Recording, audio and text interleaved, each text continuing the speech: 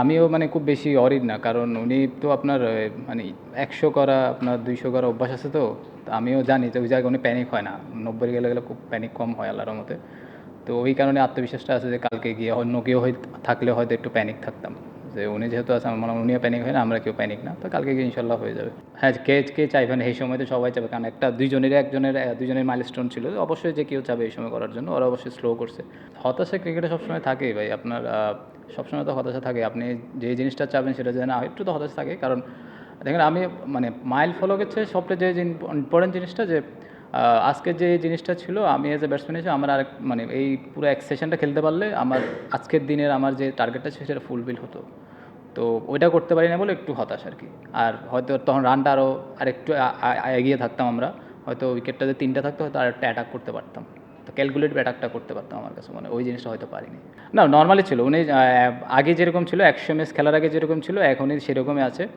বাড়তি যে ওনার 100 ম্যাচ খেলছে, 100 ম্যাচ 100 মানে 100 করতে হবে ওই রকম কোনো কোনো কিছু দেখি না। এটা আমি উনি যখন ক্রিজে আসছিল তখন তো মানে 0 রানে ছিল, তখন থেকে দেখছিলাম যে খুব কাম অ্যান্ড কোয়াইটভাবে আপনার খুব নর্মাল ক্রিকেট খেলছিল, উল্টাপাল্টা মানে সিচুয়েশন বুঝে ব্যাটিং করছিল। তো পুরোপুরি ইনিংসটা পুরো কন্ট্রোল ছিল, কাম ছিল অনেক।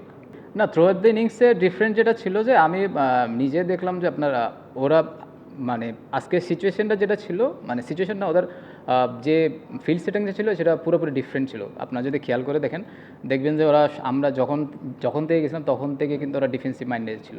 তো যখন ডিফেন্সিভ মাইন্ডেড ছিল আমরা জানি যে ওরা এক অ্যালাউ করছে, তো আমরা ওইভাবে খেলার চেষ্টা করি। আমরা জানি যে এই টিমের সাথে যদি আমরা ধৈর্য, ওরা আমাদের পেশেন্ট নিয়ে খেলার চেষ্টা করছে, তো আমরা ওই পেশেন্ট নিয়ে খেলার চেষ্টা করছি। মুশফিক ভাই একই কথা বলতেছে, আমিও কথা বলছিলাম, ওইভাবে ওইটা নিয়ে আলাপ করে আমরা ওইভাবে খেলতেছিলাম। যখন ব্রেকে আসছিলাম, যখন ভিতরে ছিলাম, তখন আমরা বলছিলাম যে আমরা ধৈর্য নিয়ে লম্বা সময় ব্যাটিং করি। যদি আমরা এখানে 100 করতে চাই কেউ ভালো একটু রান করতে, তাহলে লম্বা সময় ব্যাটিং করে রান করতে হবে। কারণ আরেকটা ছিল যে মাঠটা একটু স্লো ছিল, আপনাদের খেয়ালই করছেন। তো এই কারণে মনে হয় আমার কাছে মনে হয় যে একটু সবাই মানে ওই প্ল্যানেই ব্যাটিং করেছিলাম আমরা। এটা আমার ক্ষেত্রে প্রথম যে প্রশ্নটা ছিল যে এই পরিবেশ তো এর আগে কোনো সময় দেখি নাই, সত্যি কথা।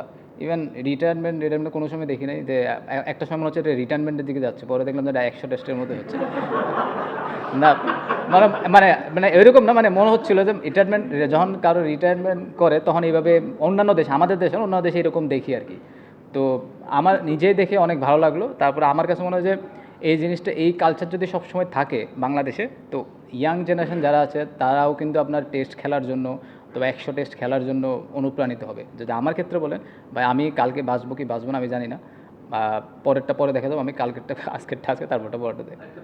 অন্যদিকে দেখেন আমার চেয়ে আপনারা চোখে আরও বেশি দেখছেন। আমি তো আপনাদের আমি তো হয়তো মাঠে যতক্ষণ থাকি দেখি, আপনারা সারাদিন মাঠেই থাকেন, তারপরে আপনারা ফেসবুক টেসবুক মানে আপনাদের অনেক বেশি দেখেছেন। তো আমার কাছে মনে হয় যে এইরকম একটা মানুষ আসলে বাংলাদেশে আমি জানি না দ্বিতীয়বার কেউ মানে তৈরি হবে কি হবে না, অথবা জন্মাবে কি না। যে মানুষ আপনার রান করুক না করুক, তার জিম রানিং ফুড থেকে শুরু করে সব চলতে থাকে। অনেকে থাকে যে একটু হতাশা থাকে, ওনার ভিতরে কোনো হতাশাও নাই, ভালো খেললেও আপনার যে সব মেনটেন করে চলতে থাকে। তো ওইটা আমার কাছে মনে হয় ওইটা একটা ফলাফল। এখন উনি 100 টেস্ট আসলে উনি ডিজার্ভ করে, আর সেই সাথে 100 মানে কালকে তো ইনশাল্লাহ 200 করে, সেটাও সে ডিজার্ভ করে।